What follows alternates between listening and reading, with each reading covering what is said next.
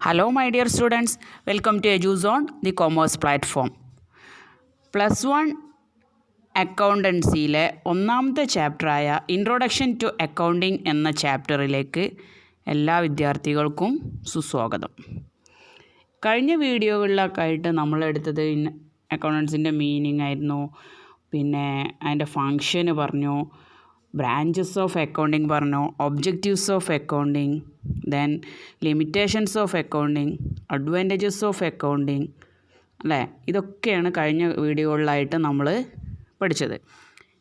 ഇന്ന് നമ്മൾ പഠിക്കാൻ പോകുന്നത് അക്കൗണ്ടൻസിൻ്റെ ഇൻട്രൊഡക്ഷനാണ് ചാപ്റ്ററിൻ്റെ പേരെന്ന്, അല്ലേ? അപ്പോൾ അക്കൗണ്ടൻസിയിൽ ഒരുപാട് ടേംസുകൾ പഠിക്കാനുണ്ട്, ഓരോ വാക്കുകൾ നമുക്ക് പഠിക്കാനുണ്ട്. ഓരോ കാര്യത്തിനും ഓരോ വേർഡാണ്, ഓരോ ടേമാണ്. ആ ടേമിനെ കുറിച്ചിട്ടാണ് നമ്മൾ പഠിക്കുന്നത്. Basic terms in accounting. Basic terms in accounting. അക്കൗണ്ടിങ്ങിലെ പ്രധാനപ്പെട്ട ടേംസുകൾ ഏതൊക്കെ വാക്കുകളാണ് നമ്മൾ അക്കൗണ്ടിങ്ങിൽ ഉപയോഗിക്കുന്നത് എന്നാണ് നമ്മൾ പഠിക്കാൻ പോകുന്നത്. ഫസ്റ്റ് ടേം എന്ന് പറയുന്നത് അസറ്റ്. എന്താ asset? Asset are things of value owned by the business. Things of value owned by the business. പണമൂല്യമുള്ള വസ്തുക്കളെയാണ് ആസ്തികൾ എന്ന് പറയുന്നത്. അസറ്റ് പറഞ്ഞാൽ ആസ്തിയാണ്. നമ്മൾ ആസ്തി ഇത്ര ഇതെന്ന് പറയും, അല്ലേ? ആസ്തി അതായത് നമ്മുടെ അസറ്റ്, നമ്മുടെ ലാൻഡ്, ബിൽഡിങ്, ഫേർണിച്ചർ, അതൊക്കെയാണ് ആസ്തി എന്ന് പറയുന്നത്. അപ്പം നമ്മുടെ അതിനൊക്കെ എന്തുണ്ട്? വിലയുണ്ട്, അല്ലേ? പണത്തിൻ്റെ മൂല്യമുണ്ട്. പണമൂല്യമുള്ള വസ്തുക്കളെയാണ് ആസ്തികൾ എന്ന് പറയുന്നത്. Assets are things of value owned by the business. ഇനി ആസ്തികളെ രണ്ടായിട്ട് തരംതിരിക്കാം. Classification of asset into 2: fixed asset and current asset. Fixed asset and current asset. അപ്പോൾ ഫിക്സഡ് അസറ്റ് എന്താണെന്ന് ആദ്യം പറയാം, അല്ലേ? The asset which is intended to be used for a long period, that is above 1 year ഒക്കെ. അതായത് these asset which are used to the business for long period.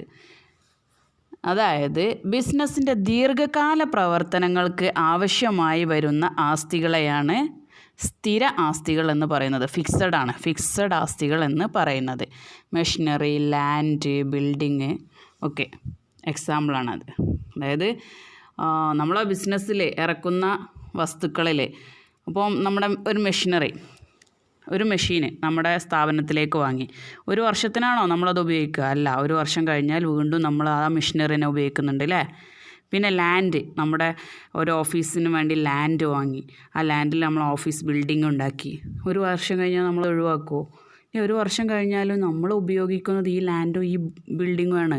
അപ്പോൾ അതൊരു വർഷത്തിൽ കൂടുതൽ കാലത്തേക്ക് നമ്മൾ നമ്മുടെ ബിസിനസ്സിൽ ഉപയോഗിക്കുമ്പോൾ അത്തരം അസറ്റുകൾക്ക് പറയുന്ന പേരാണ് ഫിക്സഡ് അസറ്റ്. ലോങ് പീരിയഡിന് ഉപയോഗിക്കുക, അതായത് മിനിമം ഒരു വർഷത്തിന് മുകളിലെങ്കിലും നമ്മളത് ഉപയോഗിക്കും. അപ്പോൾ fixed asset which are used to the business for long period above 1 year. Next നമ്മൾ classification of asset, fixed asset and current asset എന്ന് പറഞ്ഞു, അല്ലേ? ഇനി fixed asset again classified into 4. Fixed അസറ്റിനെ 4 ആയിട്ട് തരംതിരിക്കാം. First one tangible asset, then intangible asset, third wasting asset, and fourth fictitious asset. Tangible, intangible, wasting, fictitious asset. Okay, ഇനി ഓരോന്നിനെ കുറിച്ചിട്ട് നമ്മൾ പറയുകയാണ്. Tangible asset ടാഞ്ചിബിളാണ്. എന്താ ടാഞ്ചിബിൾ എന്ന് പറഞ്ഞാൽ? These are asset having definite shape and physical existence. അതായത് നമ്മൾ ഈ കാണുന്നതൊക്കെ തന്നെ ലാൻഡ്, മെഷീനറി ഒക്കെയാണ് അതിൽ വരുന്നത്. അതായത് സ്ഥായിയായ രൂപവും ആകൃതിയും, അതായത് ഫിക്സഡ് ആയിട്ടുള്ള അതിന് കാണാനും തൊടാനും ഒക്കെ പറ്റുന്ന ഒരു ഷേപ്പൊക്കെ ഉള്ള ഒരു വസ്തുവാണ് tangible asset.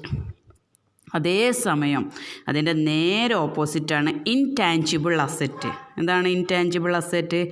Asset having no physical existence but are represented by right in certain things. അങ്ങനെ ഏറ്റവും എളുപ്പത്തിൽ ഇൻടാഞ്ചിബിളിനെ പറയാൻ പറ്റുന്നത് that cannot be touched or seen and no physical existent no shape. ഇൻടാഞ്ചിബിളിന് ഏറ്റവും എളുപ്പത്തിൽ പറയാൻ പറ്റുന്ന meaning intangible asset are cannot be touched, തൊടാൻ പറ്റില്ല, ഓർ സീൻ, കാണാൻ പറ്റില്ല, ആൻഡ് നോ ഫിസിക്കൽ എക്സിസ്റ്റൻസ്, അതിനൊരു സ്ഥായി ഭാവമില്ല, ആൻഡ് നോ ഷേപ്പ്, അതിനൊരു ആകൃതിയുമില്ല. അത്തരം അസറ്റുകളാണ് intangible asset. Intangible assets are those assets that cannot be touched or seen and no physical existence and no shape. An example ആണ് goodwill, trade mark, copyright, software ഒക്കെ. ഏത് ഗുഡ്വിൽ, സൽപ്പേര്. നമുക്ക് നമ്മളെ സൽപ്പേര് കാണാൻ പറ്റുമോ? ഇല്ല. അയാൾ നല്ല ആളാണ്, അല്ലെങ്കിൽ നല്ല ബിസിനസ്സാണ്, നല്ല ലാഭമുള്ളൊരു ബിസിനസ്സാണ് എന്ന് പറയുള്ളൂ. നമുക്കത് കാണാൻ പറ്റുമോ? നല്ലൊരു ബിസിനസ്സാണ്, നല്ലൊരു വ്യക്തിയാണ്, നമുക്ക് നല്ലൊരു വ്യക്തി എന്നുള്ള ആ വാക്ക് നല്ലത് എന്നുള്ളത് കാണാൻ പറ്റില്ല അല്ലേ? ഗുഡ്വിൽ, അതാണ് ഗുഡ്വിൽ. ദെൻ ട്രേഡ് മാർക്ക്, അതായത് അതിൻ്റെ ട്രേഡ് മാർക്ക്. ദെൻ കോപ്പിറൈറ്റ്, അവകാശമാണ്. ഒരു വസ്തു നമ്മൾ ചില ബുക്കുമ്മലൊക്കെ ഉണ്ടാവും അല്ലേ, കോപ്പിറൈറ്റ്, അത് നമുക്ക് കാണാൻ പറ്റില്ല.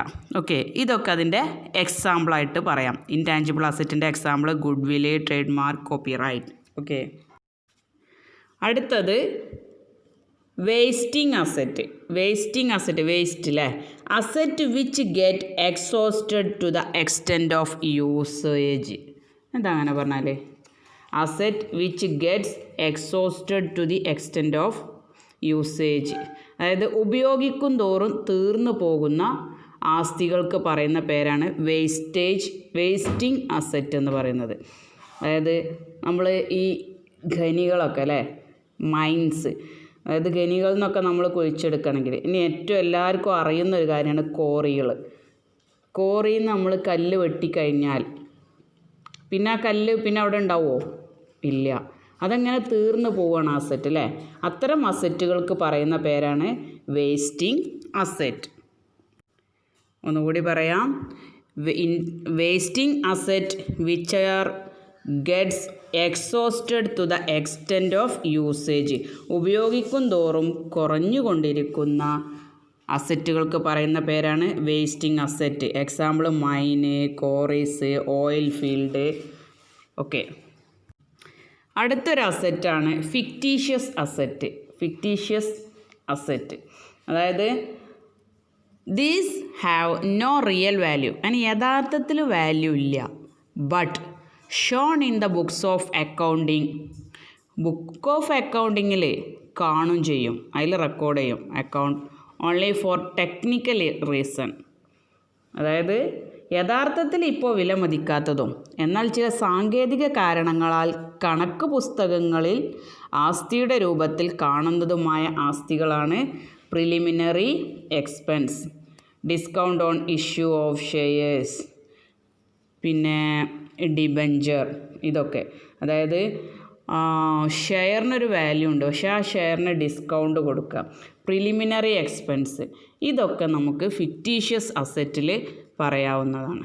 ഓക്കെ, അതായത് റിയൽ വാല്യൂ ഇല്ല, ബട്ട് ബുക്സ് ഓഫ് അക്കൗണ്ടിൽ റെക്കോർഡ് ചെയ്യുകയും വേണം. അത്തരം അസറ്റുകളാണ് ഫിക്റ്റീഷ്യസ് അസറ്റ്. അപ്പം നമ്മൾ ഫിക്സഡ് അസറ്റിൻ്റെ ക്ലാസിഫിക്കേഷൻ പറഞ്ഞു. ഏതൊക്കെയായിരുന്നു? Tangible asset, intangible asset, wasting asset and fictitious asset. ഇനി നമ്മൾ രണ്ടാമത്തെ അസറ്റിനെ കുറിച്ചാണ് പറയാൻ പോകുന്നത്, കറൻറ്റ് അസറ്റ്. ഫിക്സഡ് അസറ്റിൻ്റെ ക്ലാസിഫിക്കേഷൻ പറഞ്ഞു. ഇനി നമ്മൾ കറൻറ്റ് അസറ്റ്. എന്താ current asset? Current asset are those asset which can be converted into cash within a short period or within 1 year. അതായത് ഒരു വർഷത്തിനുള്ളിൽ പണമാക്കി മാറ്റാൻ കഴിവുള്ള ആസ്തികൾക്ക് പറയുന്ന പേരാണ് current asset. Those asset which can B convert ചെയ്യുക ഇൻറ്റു ക്യാഷാക്കി കൺവേർട്ട് ചെയ്യാൻ പറ്റും വിത്തിൻ എ ഷോർട്ട് പീരീഡ്. കുറഞ്ഞ കാലത്തിനുള്ളിൽ തന്നെ ക്യാഷാക്കി മാറ്റാൻ പറ്റുന്ന അസറ്റുകൾക്ക് പറയുന്ന പേരാണ്, കുറഞ്ഞ കാലം എന്ന് പറയുന്നത് വിത്തിൻ 1 ഇയർ, അവർക്ക് പറയുന്ന പേരാണ് കറൻറ്റ് അസറ്റ്. നമ്മുടെ ബാങ്കിലെ ക്യാഷ് അല്ലേ, കയ്യിലെ ക്യാഷ്, പിന്നെ ആരുടെ നമുക്ക് കിട്ടാനുണ്ടെങ്കിൽ നമ്മുടെ വിറ്റ പ്രോഡക്റ്റിന് ക്യാഷ് കടമായിട്ട് വിറ്റിട്ടുണ്ടെങ്കിൽ ആ ക്യാഷൊക്കെ ഒരു വർഷത്തിൻ്റെ ഉള്ളിൽ നമ്മൾ വാങ്ങൂലേ. പിന്നെ നമ്മുടെ സ്റ്റോക്ക് നമുക്കൊരു വർഷത്തിൻ്റെ ഉള്ളിൽ വിറ്റ് തീർക്കാൻ പറ്റും, ക്യാഷാക്കി മാറ്റാം. ഒരു വർഷത്തിനുള്ളിൽ ക്യാഷാക്കി മാറ്റാൻ പറ്റുന്ന എല്ലാ ആസ്തികൾക്കും പറയുന്ന പേരാണ് കറൻറ്റ് അസറ്റ്. ഒരു വർഷത്തിൽ കൂടുതൽ, ഒരു വർഷത്തിന് ശേഷം ക്യാഷാക്കി മാറ്റാൻ പറ്റുന്ന ലോങ് ടേമിന് പറയുന്ന പേരാണ് ഫിക്സഡ് അസറ്റ്. ക്ലിയർ?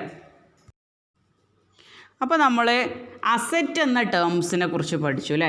അസറ്റ് പറഞ്ഞപ്പോൾ അസറ്റിൻ്റെ ക്ലാസിഫിക്കേഷൻ പറഞ്ഞു, പിന്നെ ഫിക്സഡ് അസറ്റും കറൻറ്റ് അസറ്റും. ഫിക്സഡ് അസറ്റിൻ്റെ ക്ലാസിഫിക്കേഷൻ പറഞ്ഞു, കറൻറ്റ് അസറ്റിന് ക്ലാസിഫിക്കേഷൻ ഇല്ല. അടുത്തത് നമ്മൾ പറയാൻ പോകുന്നത് അസറ്റ് പറഞ്ഞാൽ പിന്നെ അതിൻ്റെ നേരെ ഓപ്പോസിറ്റ് വരുന്നത് ലയബിലിറ്റിയാണ്, ബാധ്യത. Okay, liabilities are the obligation which a business owes to the other. എന്താ അങ്ങനെ പറഞ്ഞാൽ, ബിസിനസ് മറ്റുള്ളവർക്ക് കൊടുക്കാനുള്ള കടങ്ങൾ, അതിന് പറയുന്ന പേരാണ് ലയബിലിറ്റി, ബാധ്യതയാണ് അല്ലേ. നമ്മൾ കടമായിട്ട് വാങ്ങിയത് ക്യാഷ്, ഒരാൾക്ക് നമ്മൾ ക്യാഷ് കൊടുക്കാനുണ്ടെങ്കിൽ നമ്മൾ കടക്കാരനാണ് അല്ലേ. അങ്ങനെ കടമായിട്ട് വാങ്ങിയതാണ് liability. Liabilities are the obligation which a business owes to other. Okay, liabilities are classified into two: long term liability and short term liability.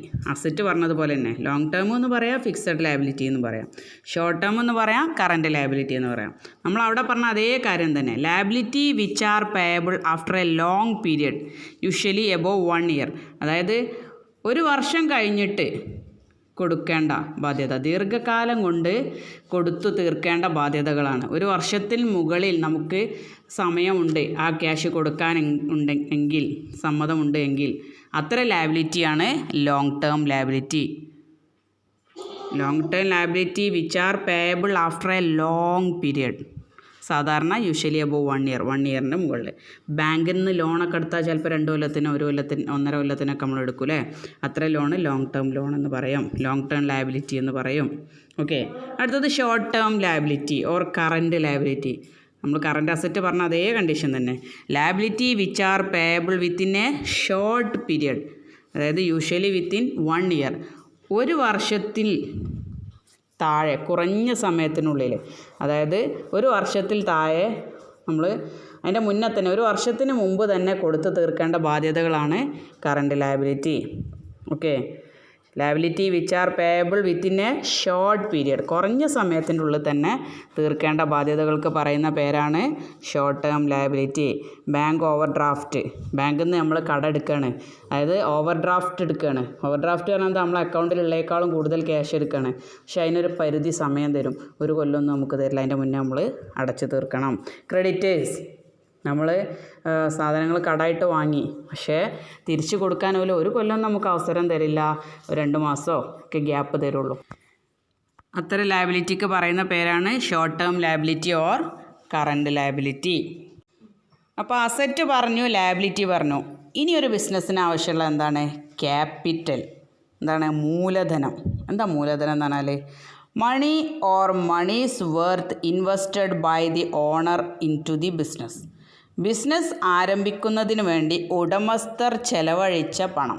അതായത് ഒരു ബിസിനസ് തുടങ്ങാൻ അതിൻ്റെ ഓണേഴ്സ് എത്ര ക്യാഷ് ഇറക്കി, ആ ക്യാഷിന് പറയുന്ന പേരാണ് മൂലധനം അല്ലെങ്കിൽ capital.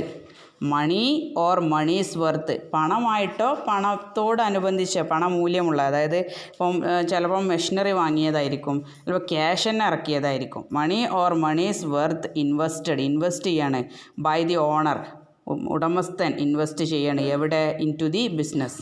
Money or monies worth invested by the owner in to the business called capital. അടുത്തത് ഡ്രോയിങ്സ്, വിഡ്രോ ആണ്. The amount of cash or other asset withdrawn by the owner for his personal use. ഉടമയുടെ സ്വന്തം ആവശ്യത്തിന് personal യൂസിന് വേണ്ടി പണമോ amount of cash, ആസ്തികളോ അല്ലെങ്കിൽ എന്തെങ്കിലും അസറ്റുകളോ ബിസിനസ്സിൽ നിന്നും എടുക്കുന്നതിന് വിഡ്രോ ചെയ്യുന്നതിന് പറയുന്ന പേരാണ് drawings. The amount of cash or other asset withdrawn by the owner for his personal use. വ്യക്തി ആവശ്യത്തിന് വേണ്ടി വിഡ്രോ ചെയ്യുമ്പോഴാണ് ഡ്രോയിങ്സ് എന്ന് പറയുന്നത്, അയാളുടെ വ്യക്തിപരമായ ആവശ്യത്തിനാണെങ്കിൽ. അടുത്തത് വൗച്ചർ. വൗച്ചർ നിങ്ങൾ കേട്ടിട്ടുണ്ടാവും അല്ലേ? It is the documentary evidence in support of A transaction. Business നടക്കുന്ന ഇടപാടുകൾക്കുള്ള പ്രമാണമാണ്, അതിൻ്റെ ഒരു തെളിവാണ് വൗച്ചർ എന്ന് പറയുന്നത് അല്ലേ? നമ്മൾ ക്യാഷ് അടച്ചാൽ നമുക്ക് റെസിപ്റ്റ് തരും അല്ലേ? അതാണ് voucher. It is the documentary evidence in support of transaction. Transaction നടന്നതിനുള്ള തെളിവാണ് voucher. Next point revenue. Revenue എന്ന വരുമാനമാണ് അല്ലേ? The amount earned by selling its product or service. എന്താ അങ്ങനെ പറഞ്ഞാൽ? ദ എമൗണ്ട് ക്യാഷ്, ഒരു സ്ഥാപനം അതിൻ്റെ ഉൽപ്പന്നങ്ങളോ സേവനങ്ങളോ വിൽക്കുമ്പോൾ കിട്ടുന്ന തുകയാണ്. ഏൺഡ് ബൈ, ഏൺ ചെയ്യാണ്, കിട്ടുകയാണ്. By selling its product or service. ഒരു സ്ഥാപനത്തിൻ്റെ സാധനങ്ങളോ സേവനങ്ങളോ വിൽക്കുമ്പോൾ ആ സ്ഥാപനത്തിന് കിട്ടുന്ന ക്യാഷിന് പറയുന്ന പേരാണ് revenue. The amount earned by selling its product or service. Revenue വരുമാനം പറഞ്ഞാൽ പിന്നെ അടുത്തെന്ത് പറയണം? ചെലവ് പറയണം അല്ലേ? Expense. The amount spend for earning revenue. വരുമാനം ഉണ്ടാക്കാൻ വേണ്ടി ചെലവഴിക്കുന്ന തുകയാണ് എക്സ്പെൻസ്. എങ്ങനെ വരുമാനം ഉണ്ടാക്കൽ? എംപ്ലോയീസിനെ കൊണ്ട് പണിയെടുപ്പിക്കണം. അങ്ങനെ പണിയെടുപ്പിച്ചാൽ അവർക്ക് എന്ത് നമ്മൾ കൊടുക്കണം? സാലറി. ആ ചിലവാണ് എക്സ്പെൻസ് വിടുന്നത്. ഇനി നമ്മൾ ക്യാഷ് ലോൺ എടുത്താൽ നമ്മൾ എന്ത് തിരിച്ചടക്കണം? ഇൻട്രസ്റ്റ് അടക്കണം. അതൊരു എക്സ്പെൻസാണ്. നമ്മളെടുത്ത ബിൽഡിങ് വാടകക്കാണ്, തിരിച്ച് നമ്മൾ എന്ത് കൊടുക്കണം? ബിസിനസ് തുടങ്ങാനും വേണ്ടിയാണ് ചെയ്തത്, എന്ത് കൊടുക്കണം? റെൻറ്റ്, വാടക കൊടുക്കണം.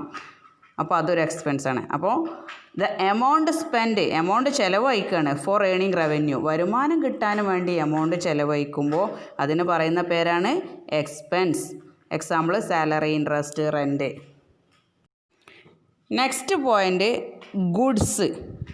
ഗുഡ്സ് പറഞ്ഞാൽ ഓട്ടോറിക്ഷ ഗുഡ്സ് അല്ല, ഓട്ടോ ഗുഡ്സ് അല്ല. എന്താണ്? Goods refers to commodities, product or articles in which a trader deals. ഒരു വ്യാപാരി വിൽപ്പന നടത്തുന്നതിന് വേണ്ടി വാങ്ങുകയോ ഉൽപ്പാദിപ്പിക്കുകയോ ചെയ്യുന്ന വസ്തുക്കളാണ് ഗുഡ്സ്. അതായത് ഒരാൾ വിൽക്കുന്ന ഒരു സാധനം, അതാണ് ഗുഡ്സ് എന്ന് പറയുന്നത്. സാധനങ്ങളാണ് goods. Refers to the commodities, product or articles which trade deals. കച്ചവടത്തിന് വേണ്ടി ഉപയോഗിക്കുന്ന ആ പ്രോഡക്റ്റുകൾക്ക് അല്ലെങ്കിൽ ആർട്ടിക്കിൾസിന് പറയുന്ന പേരാണ് ഗുഡ്സ്. നെക്സ്റ്റ് ടേം എന്ന് പറയുന്നത് പർച്ചേസസ്. പർച്ചേസ് ചെയ്യാൻ എന്താ? The amount of goods purchased by a business both for cash and credit and are mean for sale.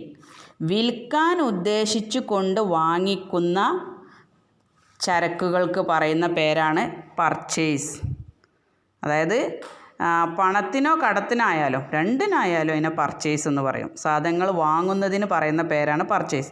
The amount of goods purchased by a business. ഒരു business സാധനങ്ങൾ വാങ്ങുകയാണ് for both cash ആയിട്ടോ credit ആയിട്ടോ. എന്തിനാണ് വാങ്ങണേ? മീൻ for sale. വിൽക്കാനും വേണ്ടി സാധനങ്ങൾ വാങ്ങുമ്പോൾ അതിന് പറയുന്ന പേരാണ് പർച്ചേസ്. പർച്ചേസ് കഴിഞ്ഞാൽ പിന്നെ എന്തേക്കാരം? സെയിൽസ് അല്ലേ? ഇപ്പോൾ സെയിൽസ് പറയാം. Sales it is the revenue, വരുമാനമാണ്. ഓർ ഇൻകം, ഇൻകമാണ്. ഏൺഡ് ബൈ എ ബിസിനസ്, ബിസിനസ്സിന് കിട്ടുന്ന ഒരു വരുമാനമാണ്. Through the sale of goods and service. അതായത് ബിസിനസ്സിന് സാധനങ്ങൾ വിൽക്കുക എന്ന പർപ്പസിന് കിട്ടുന്ന സാധനങ്ങളോ സേവനങ്ങളോ ഉപഭോക്താക്കൾക്ക് നൽകുമ്പോൾ ലഭിക്കുന്ന വരുമാനമാണ് sales. It is the revenue or income earned by a business through the sale of goods and service.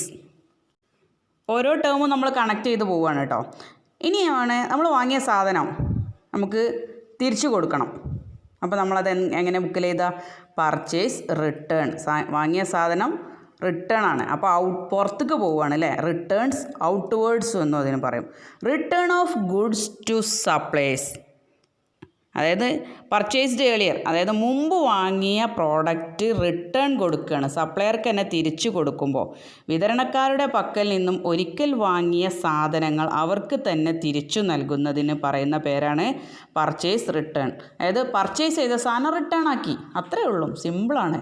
Purchase return, വാങ്ങിയ സാധനം തിരിച്ചു കൊടുത്തു. തിരിച്ചു കൊടുക്കുക നമ്മളെ ബിസിനസ്സിൽ നിന്ന് പുറത്ത് പോവുകയാണ് ആ സാധനം അല്ലേ. അതുകൊണ്ട് തന്നെ അതിനെ റിട്ടേൺ ഔട്ട്വേർഡ്സ്, പുറത്തേക്കാണ് എന്ന് പറയാം, റിട്ടേൺ ഔട്ട്വേർഡ്സ്. ഇത് പ്രത്യേകം പറയാൻ കാരണം പർച്ചേസ് റിട്ടേൺ എന്ന് പറഞ്ഞാൽ സെയിൽസ് റിട്ടേൺ ഉണ്ട്, അത് പറയാനാണ് ഔട്ട്വേർഡ്സ് പ്രത്യേകം പറഞ്ഞത്. പർച്ചേസ് റിട്ടേൺ പറഞ്ഞ സ്ഥിതിക്ക് നമുക്ക് എന്ത് പഠിക്കണം? Sales return. സെയിൽ റിട്ടേൺ ചെയ്യണം. Return of goods by the customer to the business, അതായത് ഉപഭോക്താക്കൾക്ക് വിറ്റ ചരക്കുകൾ ചിലപ്പോൾ തിരിച്ച് ബിസിനസ്സിൽ തന്നെ നൽകുന്നതിന് സെയിൽസ് റിട്ടേൺ എന്ന് പറയുന്നു. അതായത് നമ്മൾ അങ്ങോട്ട് വിറ്റ സാധനം തിരിച്ച് ബിസിനസ്സിലേക്ക് തന്നെ വരികയാണ്, അപ്പോൾ തിരിച്ച് ഇങ്ങോട്ട് തന്നെ വരികയാണ്, അപ്പോൾ റിട്ടേൺ ഇൻവേർഡ്സ്. അതുകൊണ്ടാണ് പർച്ചേസ് റിട്ടേണിനെ ഞാൻ ഒന്നുകൂടി പറയാൻ കാരണം റിട്ടേൺ ഔട്ട്വേർഡ്സ് ആണ്, സാധനങ്ങൾ തിരിച്ചു വരുമ്പോൾ റിട്ടേൺ ഇൻവേർഡ്സ് ആണ്. ഇത് പ്രത്യേകം പറയാൻ കാരണം നമ്മൾ അക്കൗണ്ടൊക്കെ ചെയ്യുമ്പോൾ ചിലപ്പോൾ സെയിൽസ് റിട്ടേൺ എന്ന് പറഞ്ഞു വരില്ല, റിട്ടേൺ ഇൻവേർഡ്സ്. അപ്പോൾ നമ്മൾ ആലോചിക്കണം, അത് ഇൻവേർഡ്സ് ബിസിനസ്സിൻ്റെ ഉള്ളിലേക്കാണ് റിട്ടേൺ വന്നത്. ഉള്ളിലേക്ക് റിട്ടേൺ വരിക എന്ന് പറഞ്ഞാൽ എന്താണ്? വിറ്റ സാധനം തിരിച്ചു വന്നിക്കുകയാണ്. അപ്പോൾ സെയിൽസ് റിട്ടേൺ ആണ് എന്ന് അവിടെ മനസ്സിലാക്കാനും വേണ്ടിയിട്ടാണ് ഈ ടേംസ് പറയുന്ന കൂട്ടത്തിൽ തന്നെ പ്രത്യേകം പറഞ്ഞത്. പർച്ചേസ് റിട്ടേൺ റിട്ടേൺ ഔട്ട്വേർഡ്സും സെയിൽസ് റിട്ടേൺ റിട്ടേൺ ഇൻവേർഡ്സുമാണ്. ഓക്കെ, അടുത്തത് debtors or account receivable. Debtors എന്ന് പറഞ്ഞാൽ ആരാണ്? A debtor is a person, അയാളൊരു വ്യക്തിയാണ്. Who owes money to the business, ബിസിനസ്സിന് ഏതെങ്കിലും വ്യക്തികളോ സ്ഥാപനങ്ങളോ പണം നൽകാനുണ്ടെങ്കിൽ അവരെ ഡെപ്റ്റേഴ്സ് എന്ന് പറയും, ഡെപ്റ്റർ എന്ന് പറയും. അതായത് ബിസിനസ്സിന് ആരെങ്കിലും ക്യാഷ് നമുക്ക് തരാനുണ്ട്, കടമായിട്ട് വിറ്റ സെയിൽസിൻ്റെ ഒരു ഗുഡ്സിൻ്റെ ക്യാഷ് നമുക്ക് കിട്ടാനുണ്ട്, അവരാണ് ഡെപ്റ്റേഴ്സ്. അപ്പോൾ അടുത്ത എന്തായിരിക്കും? ക്രെഡിറ്റേഴ്സ് അല്ലേ. ആരായിരിക്കും അപ്പോൾ ക്രെഡിറ്റേഴ്സ്? കിട്ടാനുള്ള ആളുകൾ, നമുക്ക് ക്യാഷ് തരാനുള്ള ആളുകളാണ് ഡെപ്റ്റേഴ്സ്. അപ്പോൾ ക്രെഡിറ്റേഴ്സ് ആരായിരിക്കും? നമ്മൾ കൊടുക്കാനുള്ള ആളുകൾ അല്ലേ. A creditor is a person, കൊടുക്കാനുള്ള ആളൊരു വ്യക്തിയാണ്. To whom the business owes money, എന്താണ്? ബിസിനസ് മറ്റുള്ള വ്യക്തികൾക്കോ സ്ഥാപനങ്ങൾക്കോ പണം നൽകുന്നുണ്ടെങ്കിൽ അല്ലെങ്കിൽ നൽകാനുണ്ടെങ്കിൽ അവരെ ക്രെഡിറ്റേഴ്സ് എന്ന് വിളിക്കും.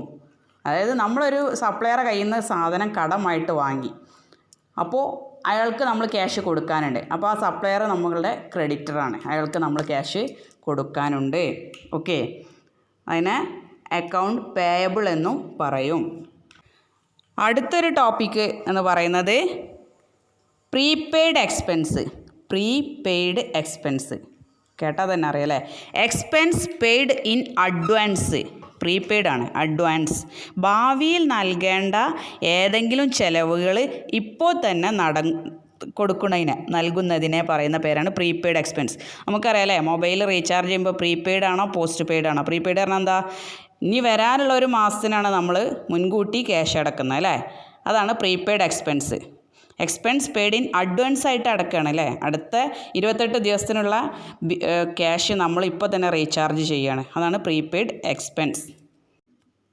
അതുപോലെ ഔട്ട്സ്റ്റാൻഡിങ് എക്സ്പെൻസ്. ഔട്ട്സ്റ്റാൻഡിങ് എക്സ്പെൻസ് പറഞ്ഞാൽ എന്താ? Expense due but not paid, അതായത് ചിലവ് നൽകാൻ സമയമായിട്ടും കൊടുത്തു വീട്ടാത്ത ചിലവുകൾ.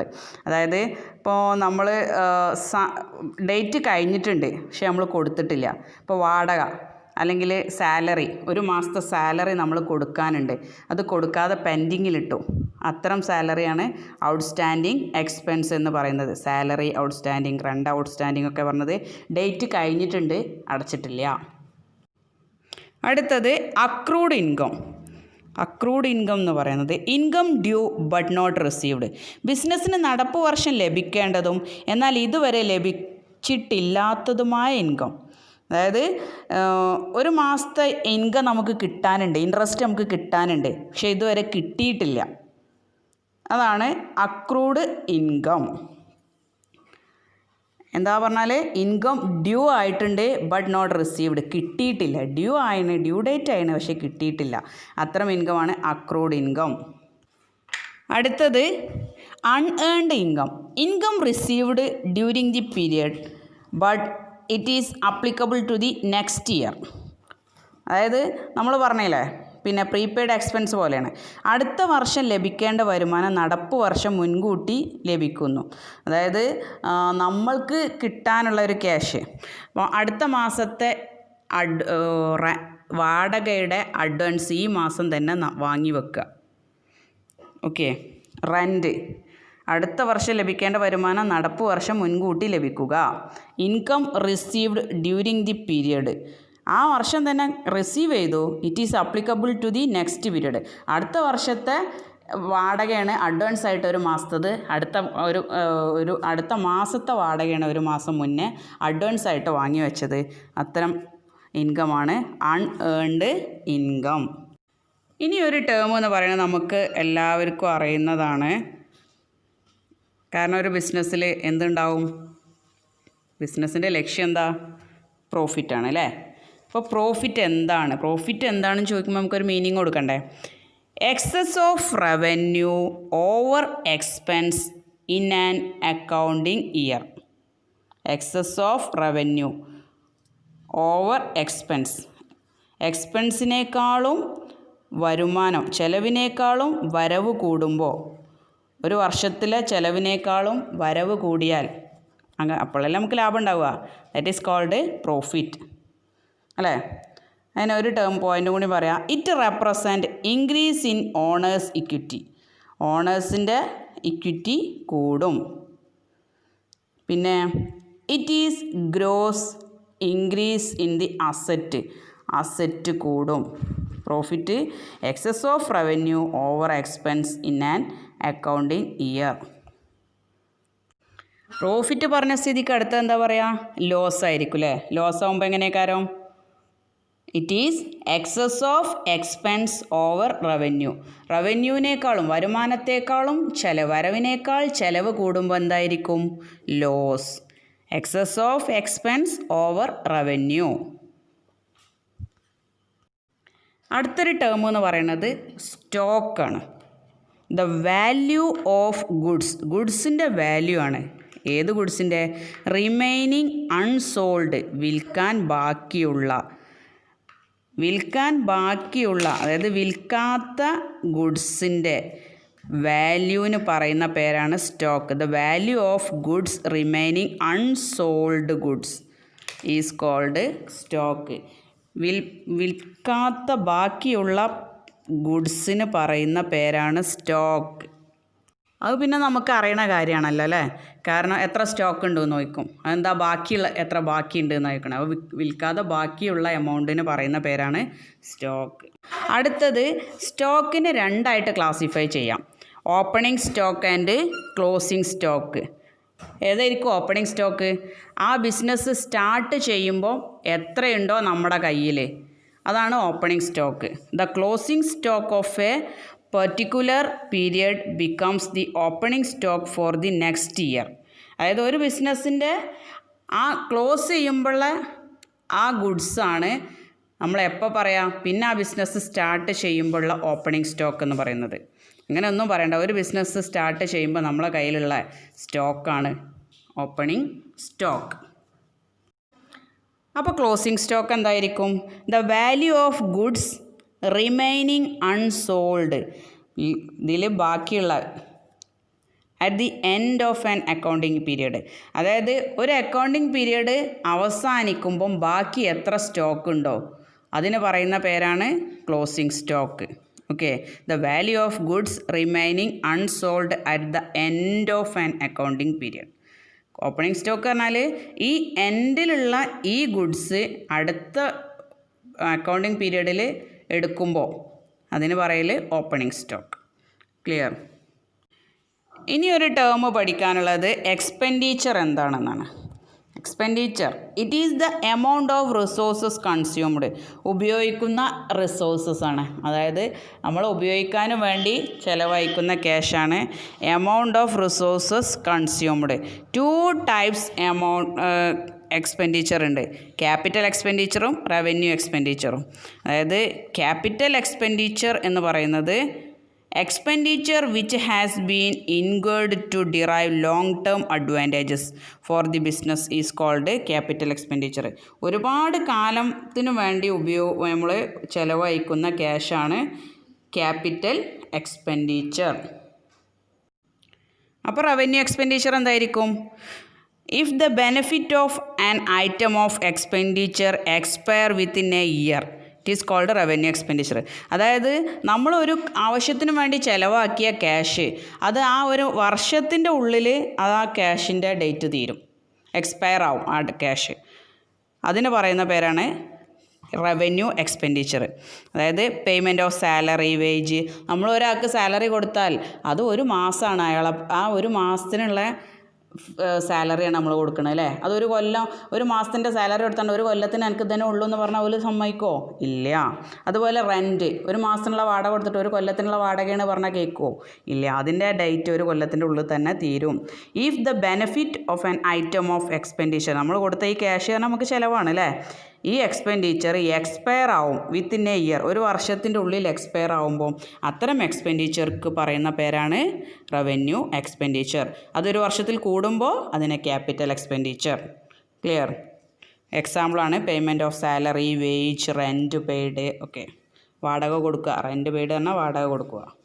അപ്പോൾ ഇന്നത്തെ ക്ലാസ് അത്യാവശ്യം ഇമ്പോർട്ടൻ്റ് ടോപ്പിക്കാണ്. ഇന്നത്തെ ക്ലാസ്സിൻ്റെ ഒരു കൺക്ലൂഷൻ എന്ന് പറയുന്നത് ബേസിക് ടേംസ് ഇൻ അക്കൗണ്ടിങ്ങിൽ നമ്മൾ പഠിക്കേണ്ട, ഇനി ഇവിടുന്ന് അങ്ങോട്ട് നമ്മൾ പഠിക്കേണ്ട ഓരോ ടേംസുകൾ, അക്കൗണ്ടിങ് എന്നുള്ള ഫംഗ്ഷൻ ചെയ്യുമ്പോൾ നമ്മൾ പഠിക്കേണ്ട ഓരോ ടേംസുകളെ കുറിച്ചിട്ടാണ് പറഞ്ഞത്. ആ ടേംസിൻ്റെ പേര് കേൾക്കുമ്പോൾ അത് എന്താണെന്ന് നമുക്കറിയണ്ടേ, അതിൻ്റെ ഓരോന്നിൻ്റെ മീനിങ് ആണ് നമ്മളിവിടെ പറഞ്ഞത്. അതൊക്കെ വൺ വേർഡ് ആയിട്ട് ചോദിക്കാം. Okay, first one asset. Asset രണ്ടായിട്ട് ക്ലാസിഫൈ ചെയ്തു, fixed asset and current asset. Fixed അസറ്റിനെ വീണ്ടും ക്ലാസിഫൈ ചെയ്തു, ടാഞ്ചിബിൾ, ഇൻടാഞ്ചിബിൾ, വേസ്റ്റിംഗ്, ഫിക്റ്റീഷ്യസ് അല്ലേ. പിന്നെ കറൻറ്റ് അസറ്റ്, കറൻറ്റ് അസറ്റിൻ്റെ ക്ലാസിഫിക്കേഷനും ഈ ഗ്രാഫിലൂടെ ഒന്ന് നോക്കുക. ഓക്കെ, ഇനി ലാബിലിറ്റീസ് എന്താണെന്ന് പറഞ്ഞു. അത് ലോങ് ടേം ലാബിലിറ്റി ഉണ്ട്, ഷോർട്ട് ടേം ലാബിലിറ്റി ഉണ്ട് അല്ലേ. അത് കഴിഞ്ഞിട്ട് പിന്നെ എന്താ പറഞ്ഞാൽ അസറ്റ് കഴിഞ്ഞു, ലാബിലിറ്റി കഴിഞ്ഞു, പിന്നെ ക്യാപിറ്റൽ എന്താണെന്ന് പറഞ്ഞു.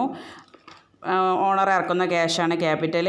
പിന്നെ ഡ്രോയിങ്സ്, ഓണർ ആവശ്യത്തിനും വേണ്ടി ഓണർ എടുക്കുന്ന ക്യാഷാണ് ഡ്രോയിങ്സ്. പിന്നെ വൗച്ചർ, അതായത് ഡോക്യുമെൻ്ററി, ഒരു എവിഡൻസ് ആണ്, ഒരു തെളിവാണ്, ബില്ലല്ലേ നമുക്ക് തെളിവ്, അതുപോലെയുള്ള ഒരു ബില്ലാണ് വൗച്ചർ. പിന്നെ റവന്യൂ, നമ്മുടെ വരുമാനം. ദെൻ എക്സ്പെൻസ്, നമുക്ക് വരുന്ന ചിലവ് എന്താണെന്ന് പറഞ്ഞു. പിന്നെ ഗുഡ്സ്, സാധനങ്ങളെന്ന് പറയുന്നത് എന്താണ്. പർച്ചേസ്, വാങ്ങുന്നത്. പർച്ചേസ് എന്നാൽ എന്ത്, സെയിൽ എന്ത്, purchase return, sales return, debtors, creditors, prepaid expense, outstanding expense, accrued income, unearned income. Unearned income കഴിഞ്ഞാൽ അടുത്തത് പ്രോഫിറ്റ് എന്താണ്, ലോസ് എന്താണ്, സ്റ്റോക്ക് എന്ന് പറഞ്ഞാൽ എന്താണ്. പിന്നെ സ്റ്റോക്കിനെ ഓപ്പണിംഗ് സ്റ്റോക്ക്, ക്ലോസിംഗ് സ്റ്റോക്കായിട്ട് ക്ലാസിഫൈ ചെയ്തു. പിന്നെ എക്സ്പെൻഡിച്ചർ എന്താണെന്ന് പറഞ്ഞു. എക്സ്പെൻഡിച്ചറിനെ വീണ്ടും ക്ലാസിഫൈ ചെയ്തു, capital expenditure and revenue expenditure. അപ്പോൾ ഈ ടേംസൊക്കെ അത്യാവശ്യം ഇമ്പോർട്ടൻ്റ് ആയിട്ടുള്ള കാര്യമാണ്. എല്ലാവരും നന്നായിട്ട് പഠിക്കുക. ഈ ഒരു വീഡിയോ 2, 3, 4 പ്രാവശ്യം നിങ്ങൾ കണ്ടോളി. കാരണം അത്യാവശ്യം ലോങ് ടൈം എടുത്തിട്ടുണ്ട്. ഇത് 2 വീഡിയോ ഒക്കെ ചെയ്യണമെന്ന് കരുതിയതായിരുന്നു, പക്ഷേ അത് പറ്റിയില്ല. കാരണം അതിൻ്റെ ഫ്ലോ കിട്ടണമെങ്കിൽ ഒറ്റ വീഡിയോയിൽ ചെയ്യാനും വേണ്ടിയിട്ടാണ് ടേംസ് മാത്രം ഒരൊറ്റ വീഡിയോയിൽ ചെയ്തത്. Okay, by.